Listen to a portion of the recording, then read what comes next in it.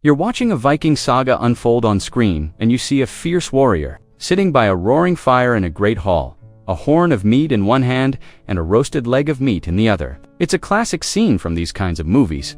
But what if I told you that image is almost entirely a myth? The reality of what Vikings actually ate during their legendary voyages and daily lives in the harsh Scandinavian climate was a far more complex, gritty, and often shocking story of survival. The truth is, their diet was brutally monotonous, but it also featured bizarre delicacies that would make most of us turn pale today. This isn't the story of grand feasts in Valhalla.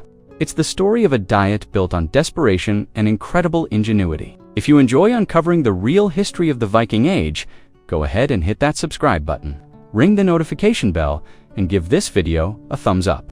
You won't want to miss this. Part 1. The Trinity of Viking. Survival. The biggest problem on a long sea voyage was simple. How do you feed a crew of hardworking men for months, hundreds of miles from any shore or settlement? The solution wasn't about taste. It was a calculated system of survival. The holy trinity of dried fish, porridge, and flatbread was chosen because it was portable, preservable, and packed with calories. First, let's talk about the fish. Vikings were surrounded by the bounty of the sea, but the great irony is that a fresh catch was often a luxury reserved for land. Those fish needed to last for months at sea. Fresh seafood was precious cargo that had to be preserved immediately. To waste good fish on a single meal when you were weeks from home was unthinkable. Most of the fish they ate was actually dried or salted. But this wasn't the delicate smoked salmon we enjoy today. The Vikings would split fish like cod or herring, remove the bones, salt them heavily, and hang them on wooden racks to dry in the cold northern wind until they were hard as ship planks. This stockfish was tough, incredibly salty, and took serious effort to make edible again. It had to be soaked in water for days and then beaten with hammers to soften it before cooking. On the rare occasion fresh fish was prepared, nothing was wasted. After cooking the fish, they'd use every bit of the oil and fat. Fish oil was precious. It was used for cooking, for lamps, and even as a preservative for other foods. If fish was the protein, porridge was the bedrock. It was the undisputed cornerstone of the Viking diet, a reliable source of energy that fueled the grueling work of rowing, raiding, and farming. Barley and oats were the top choices. They were hardy crops that could survive the harsh Scandinavian climate and didn't take up much space in a longship's limited cargo hold, but making them edible was a constant process. The porridge pot was never far from the fire. Vikings would cook massive batches of grain, porridge, often flavoring it with whatever they had: a bit of dried fish, some butter if they were lucky, or wild herbs and roots. The consistency was thick and filling, designed to stick to your ribs through a long day of labor. Their importance is captured in the sagas themselves. Porridge sustained warriors, farmers, and families alike. It was so essential that a household without grain was a household facing starvation. The third pillar of the Viking diet was bread, but not as we know it. The most common bread was flatbread, thin and crispy. Vikings made it from barley, oats, or rye flour mixed with water and salt, then baked it on hot stones by the fire or in primitive ovens. This bread could last for months without spoiling. At the other end of the spectrum was hard. This was survival food in its purest form, made from just flour, water, and salt. It was baked until it became incredibly hard and dry.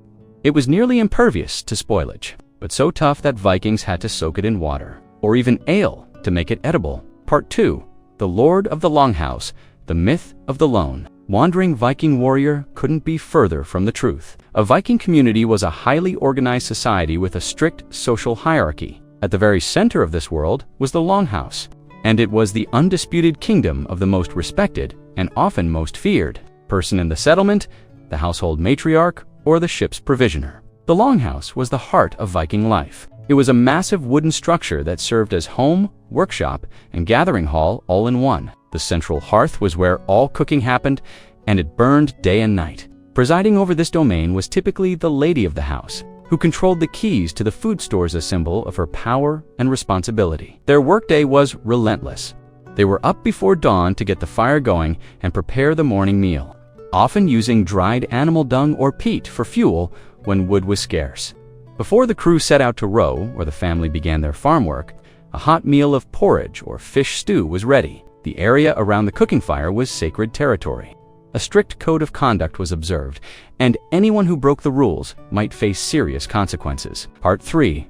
You won't believe they ate. The true character of Viking cooking is found not in the staples, but in its most extreme and resourceful creations. They lived by a simple rule: waste absolutely nothing. This forced them to find food in the most unlikely of places. At the apex of this resourceful cuisine is a dish that would make modern stomachs turn: blood pudding and organ meats. When an animal was slaughtered, whether sheep, pig, or absolutely every part was used. The ultimate nose-to-tail meal included not just the choice cuts, but also the heart, liver, tongue, kidneys, and intestines. But the ingredients that defined Viking ingenuity were even more extreme. The blood was collected and mixed with fat, barley, and spices to create blood sausage or blood pudding. The stomach and intestines were cleaned and used as casings. Even the bones were boiled for days to extract every bit of marrow and nutrients for soup stock. This philosophy of using everything extended to one of the most notorious Viking foods, fermented shark. Known in Iceland as Greenland shark meat, is actually toxic when fresh due to high levels of urea and trimethylamine oxide. So Vikings developed a process of burying the shark meat in gravel pits, letting it ferment for several months, then hanging it to dry for several more months. The result is pungent, ammonia-scented meat that is an acquired taste, to say the least. When supplies ran low, Vikings turned to the land and sea with even more creativity. They hunted seabirds and collected their eggs from dangerous cliff faces. Puffins, gulls, and other seabirds were caught, preserved in salt or fat, and stored for winter. In some regions, Vikings even ate seals and whales when they could catch or beach them. But in the true spirit of survival, their definition of food could be stretched further. Vikings were known to eat lichen, seaweed, and wild plants. One of the most inventive preservation methods was to bury food in the acidic peat bogs of Scandinavia, which acted as natural refrigerators. They also foraged for wild plants and berries, leading to some truly creative dishes. Berries were preserved in honey or fat, and wild herbs like sorrel and dandelion greens were added to stews and porridges for flavor and precious vitamins. Part 4. Viking ale and maritime troubles. What Vikings drank was just as important as what they ate. Besides his weapon, a Viking's most essential companion was ale. It was a necessity, not a luxury. A horn of strong ale provided the courage needed before battle and the warmth to ward off the bone-chilling cold of the North Atlantic. Brewing was typically women's work, and it was considered an essential skill. They would ferment barley or other grains with water, herbs, and sometimes honey. The result was a thick, nutritious beverage that was safer to drink than water and provided calories. Vikings drank ale at every meal, and the quality of a household's brewing was a source of pride. Conclusion: the romantic image of the Viking warrior feasting endlessly in a grand hall dissolves under the harsh light of historical fact. The real story of what Vikings ate is one of a relentless and ingenious battle for survival.